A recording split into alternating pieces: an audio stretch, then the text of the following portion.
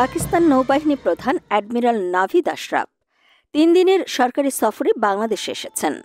সফরের অংশ হিসেবে ৯ নভেম্বর বরানস্থ নৌবাহিনী সদর দফতরে বাংলাদেশ নৌবাহিনী প্রধান অ্যাডমিরাল এম নাজমুল হাসানের সাথে সৌজন্য সাক্ষাৎ করেন। এর আগে তিনি নৌবাহিনীর সদর দফতরে এসে পৌঁছালে নৌবাহিনী প্রধান তাকে স্বাগত জানান। এ সময় বাংলাদেশের নৌবাহিনীর একটি সুসজ্জিত দল তাকে গার্ড অব অনার প্রদান করে। তিনি গার্ড পরিদর্শন এবং অভিবাদন গ্রহণ করেন। সাক্ষাৎকালে উভয় দেশের নৌবাহিনী প্রধান পারস্পরিক কুশলাদি বিনিময় করেন। এই সময় দুই দেশের নৌবাহিনীর মধ্যকার পেশাগত প্রশিক্ষণ সংক্রান্ত বিষয়ে আলোচনা হয়।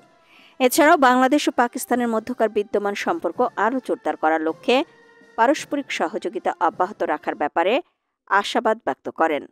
এ সময় পাকিস্তান নৌবাহিনীর প্রতিনিধি দল, Pakistan high commissioner, defence attache ও নৌবাহিনীর সদর দপ্তরের পিএসওগণ এবং উচ্চপদস্থ সামরিক কর্মকর্তাগণ উপস্থিত ছিলেন।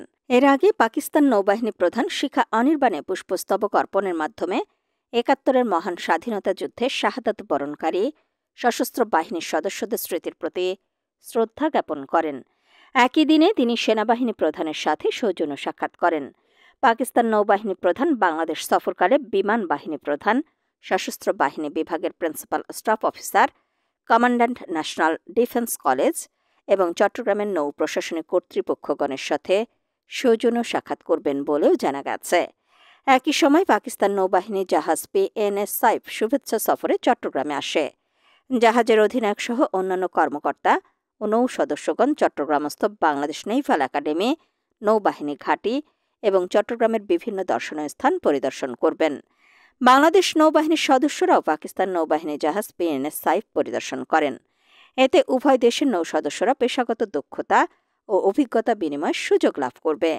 উল্লেখ্য, সফর শেষে পাকিস্তান নৌবাহিনী প্রধান এবং পাকিস্তান নৌবাহিনী জাহাজ আগামী ১২ নভেম্বর বাংলাদেশ ত্যাগ করবে।